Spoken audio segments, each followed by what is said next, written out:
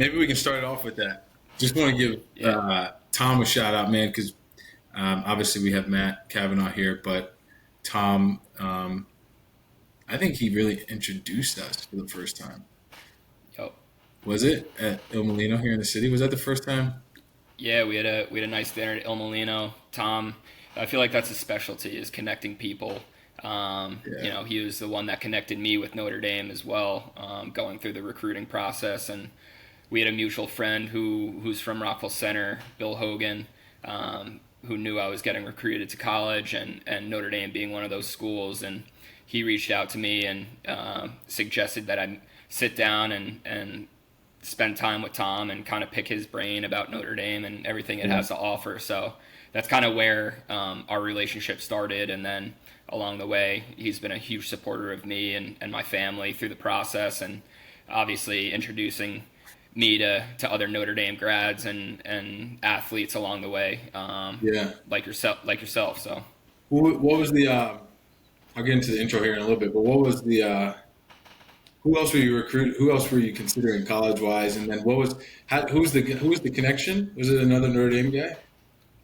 no, he actually worked at NetApp Oh, got it. with Tom, and he was a family friend of ours in town in Rockville Center. So he was working with Tom on the sales team at NetApp, and Yeah. and figured connect the two because there's no one better Yeah. to chop it up Notre Dame with than Tom. Right. I didn't even think about that though, Matt. Like his sales, Oh, the way he sold at NetApp, the same thing he sells at Notre Dame. I mean, my yep, thing was when I committed, I was down for prom weekend down in Seaside, and I stepped away because I was like, all right, Tom Mendoza's calling me. First time I was connecting with him, and he just wanted to congratulate me and tell me all about Notre Dame and yep, the benefits that were going to come with going to the program. So, my connection to him was after I committed, and I'm sure he sold you on everything, before. yeah, and as a lacrosse player, Tom not familiar with it at all. He had never even watched a lacrosse game Are before you we met, serious? and I was like, we yeah this is the best part about our relationship. The first game that he watched was the first day we met. It was Memorial Day Monday 2010 at Atlantic Beach Club on Long Island, and we sat down and had lunch and watched the Notre Dame Duke national championship game, and that was the first game that he ever watched. Notre Dame ended up losing in overtime to Duke, but that kind of sparked our relationship and his interest in lacrosse, and then it's grown over the years. So it is really crazy, but he'll tell you that same story. It's pretty yeah. nuts.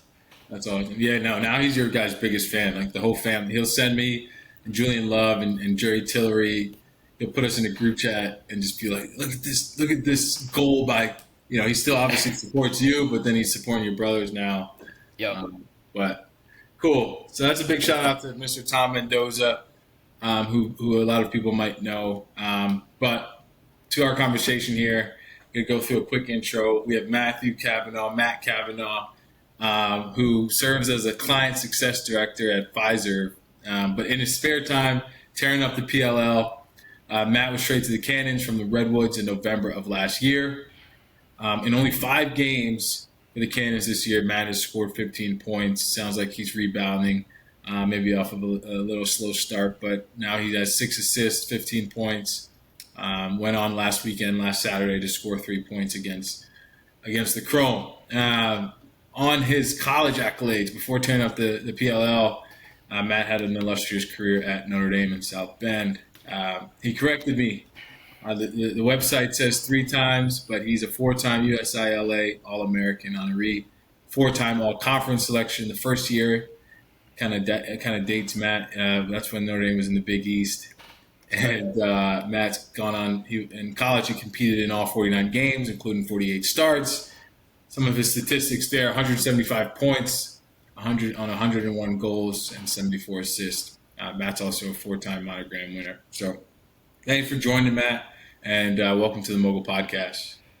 Thank you. That stat kind of bugs me. The 49 games, 48 starts. I was late. I was like 30 seconds. I was 30 seconds late to the team bus heading to the ACC championship my sophomore year. So I was benched for the first like 5 minutes of the game. We ended up winning. Oh my But gosh. yeah, that's a blemish on the record. Damn. That's Yeah. what were you? What was the? It was me, my roommate John Sosha, and then Matt Landis, and I forget who his roommate was, but we were like just hanging out in our room, and we're like, all right, let's go down, and everyone was on the bus like 10 minutes before us, and I guess we were on time, but if you're not 5 minutes early, you're late. Right. Yeah, that's crazy. So Man. we paid the price. And now your stats pay the price, and now I can't even say you start. It's crazy. Yeah, it sucks. But no, that's funny. So I mean, I mentioned the Pfizer in your full time job. I wanted to mention that because I wanted to kind of dive into the PLL and the growth of professional lacrosse. And my first question to you is, when is PLL or MLL is the other league? When are they going to reach prominence, the level of prominence where guys like yourself, who are studs of the league, they don't have to be working, full-time side gigs, and you can just kind of continue to focus on playing professional? Like, when is the league, if you think it ever will get to that point? Yeah, I mean, you see it more and more year after year. Guys becoming fully committed to the game, and you see a drop off from guys from college to the pro ranks a few years in, if they're working a full-time investment banking job or working a 9 to 5 desk job of their play slipping. And with that in mind, I think a lot of guys have kind of become entrepreneurs within the lacrosse community, whether that's coaching, starting a club program, along those lines, where they have a stick in their hands 365 days of the year, and really commit themselves to training and being their best on game day. With the NLL, that's the indoor game in the winter. Guys are playing full year round, and that league's really expanded over the last few years. And now with the PLL expanding and with a TV deal with ABC and ESPN, there's more eyes on the sport, which creates more opportunities for guys to make more money. So guys are seeing potential growth in wages, but that just depends on if you want to make the full-time leap into it. And that's not to say that working a full-time job Monday through Friday is the wrong route to go, but I just see trends going in the direction of guys really committing themselves and putting the best product on the field. And hopefully that will show with wages in the PLL as the league grows, as sales go up, advertising dollars come in, more TV or more eyes on TV and the games and ticket sales. I think those wages will, see a good rise over the next few years for sure. Yeah, it brings up a good point. You mentioned becoming entrepreneurs within the league, and I didn't, plan to talk about this, but we'll talk about obviously the initiative and the company that you're starting. But it brings me to my thoughts on Paul Rabel, who's the co-founder or the founder and the CEO of the PLL. Like, was that? I don't know. I'm not too familiar with his story, but was that kind of how he? Is that how he got to where he is? Like, was he still playing and was like, okay, there needs to be something new. There needs to, this is going to be my initiative, you know what I mean? Paul's kind of an outlier in his route. I'm pretty sure his few years out of college, he was working a full-time job, and then with his sponsorships and endorsements and his pedigree, he was able to make it a full-time living. And one of the first full-time lacrosse players, but he was one of the best players of all time, and he kind of leveraged that around 2017, 2018 when the PLL was being formed.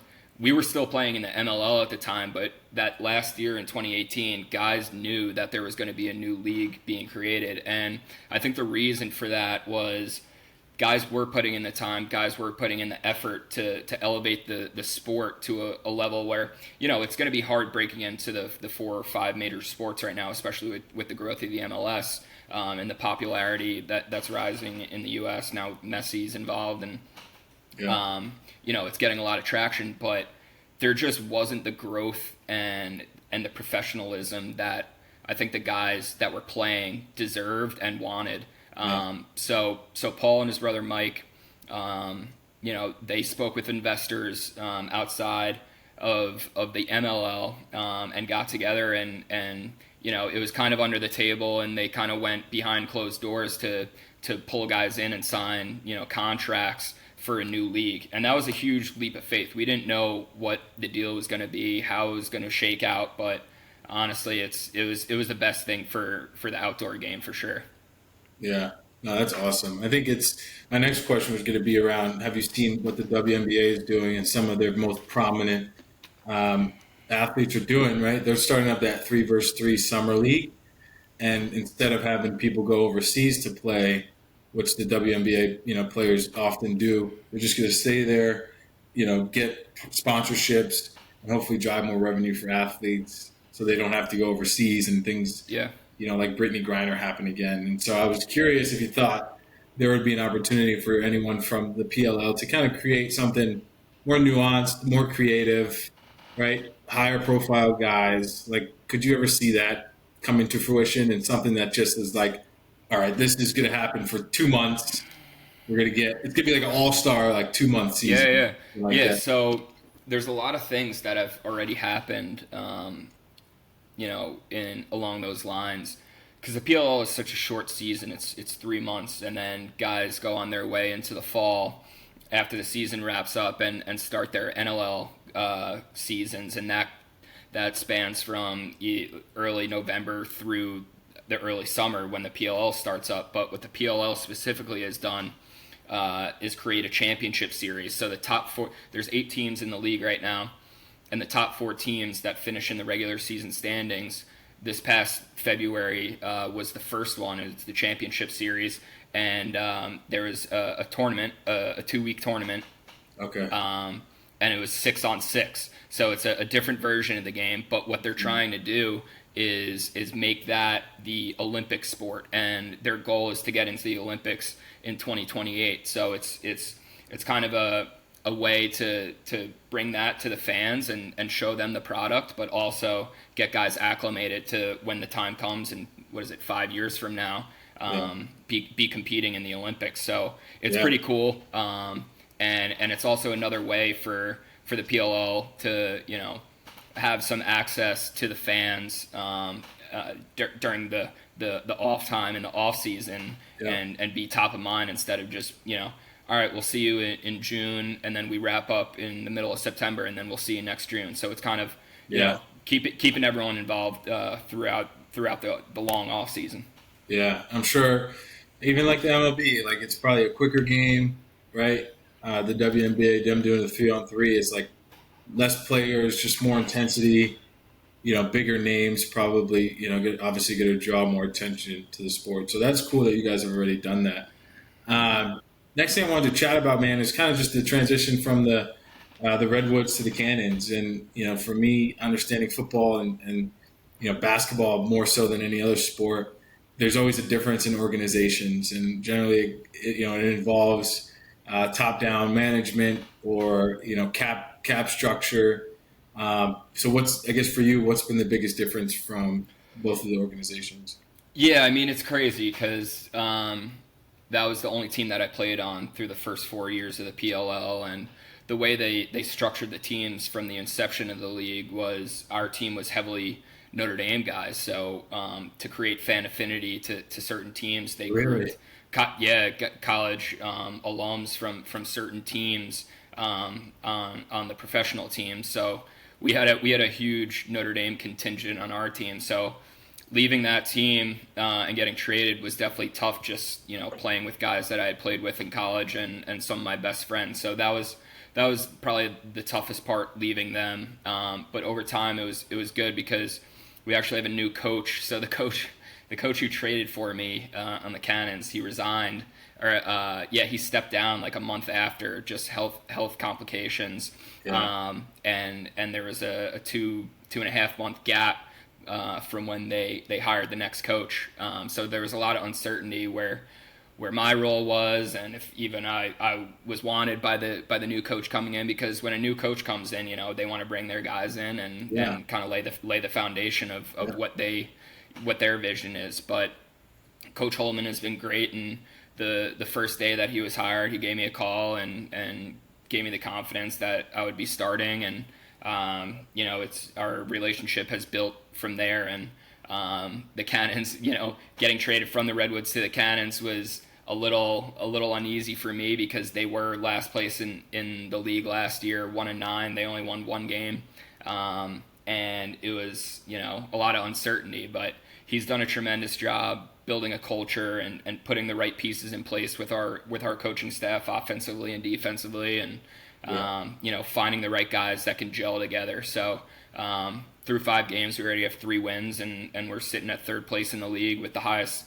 scoring offense in the league. So a lot of things are going right, and obviously a lot more to go throughout the season. But I think we're coming together as a group, and all the credit goes to the coaching staff of laying the foundation for what the culture and the standard is for our team. Yeah. Just for some context, even for myself and understanding, how does travel situation work, right? So you're here in Hoboken. I was trying to look up, like, are there teams based in certain cities, and then you're traveling to games, and are you paying, or are you flying commercial? And give me a little bit. So yeah, I'm working Monday through Friday, and then depending Friday, if we're playing Saturday, I'll fly out super early Friday and work from the road. But if we're playing Sunday, I'll fly out Saturday morning. But yeah, there's no city-based teams. It's a tour-based model, so every team is playing in the same city each weekend, 2 Friday, 2 Saturday, or 2 Saturday, 2 Sunday. So the fans in those cities can see all the teams play and see all the players play. Next year, they're actually changing it towards that city-based model, and not so much as home teams, but say the Cannons get placed in Boston, they'll play 2 games in Boston for it's going to stay in the tour-based model for that first season, but we'll be the home team for that weekend and play a doubleheader, so that the fans can come see us play twice. So that's exciting, and that's a next step towards getting placed in a city, and guys can relocate there and call that city their home. And I think that's where the growth in the league is going to take off, when guys are planted and cemented in those cities and working within the community to build a grassroots relationship with the fans. So it's exciting stuff. But yeah, we fly in the day before the game. We'll have a practice Friday night.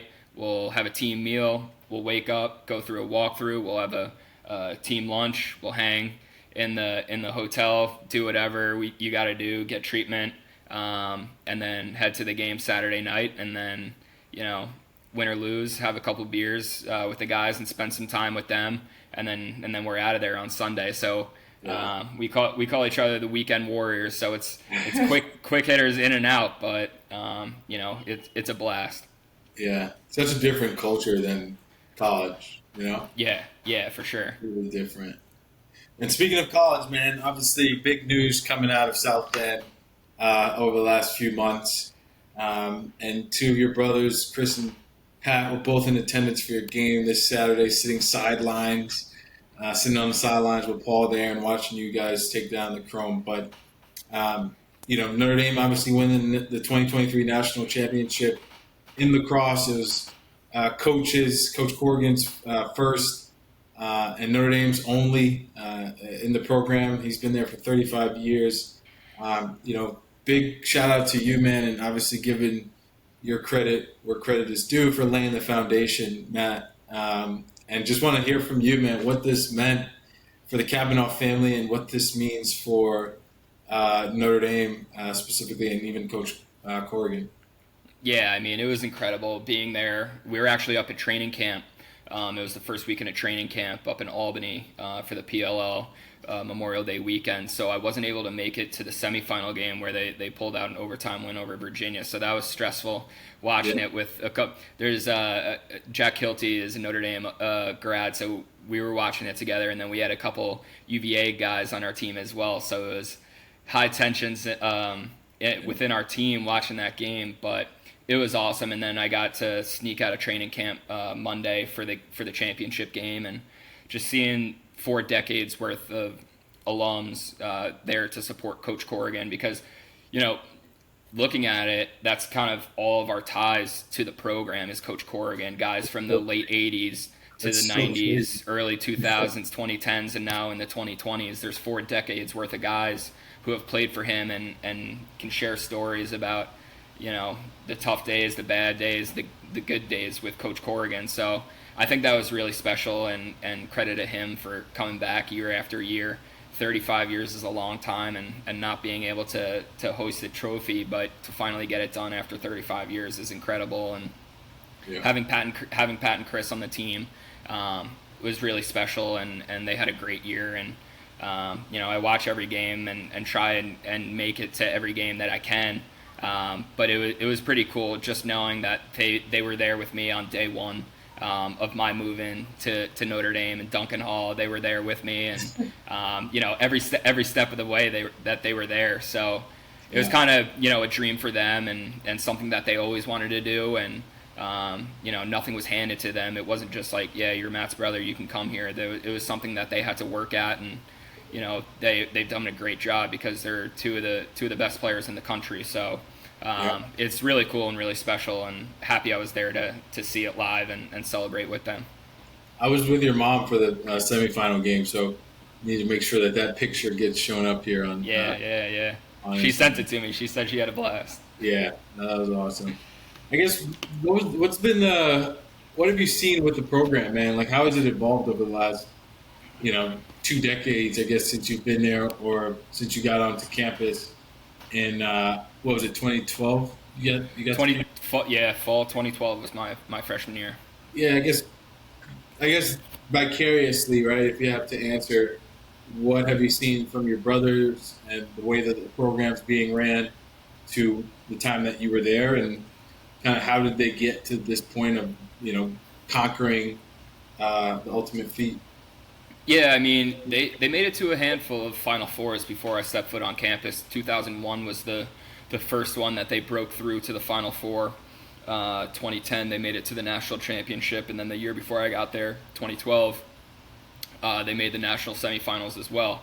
But yeah, I think, you know, over the years that I was there, the talent that was coming in was at a higher level than past years, and not discrediting the teams that made runs before we showed up on campus. But I think there was just a different level of player, and the coaching staff does a tremendous job developing talent. But I think the depth really, you know, was seen over the years, and over these last few years, the offensive talent that they have on the roster now is incredible, and head and shoulders over, you know, teams of the past few years. So credit to the coaching staff doing a great job in recruiting. But you know, there's a lot that Notre Dame has that they can sell and offer these kids. And lacrosse is one of those sports where you're not going to be making millions after you're done playing. So a lot of the best schools are good academic programs as well. So you know, that's always enticing. Getting a Notre Dame education and then playing in the ACC is the cherry on top. I think it's the most competitive conference in the sport. So those combinations, you get those high caliber athletes and students. Yep. You got guys like Ryder developing the talent, right, on the sideline. Yeah. He was my class, and it's funny to see him on the sidelines coaching them up. I guess one of the only sports you can have a guy who's playing professionally come back, be on the sidelines, like right next to the head coach, you know, giving great advice. So I mean, there's, you know, the guys on the team are lucky learning from a guy like him who's so dialed in to the game right now. He's actually having an MVP season right now. He's leading the league in goals, and probably credit to goalie Liam Entenmann for Ryder shooting on him all the time. And Liam's the best goalie in the country, so he gets his reps in every day at practice and warming him up for the game. So he's always got a stick in his hand, and those guys are lucky to be learning from him on a daily basis. So it's cool to see.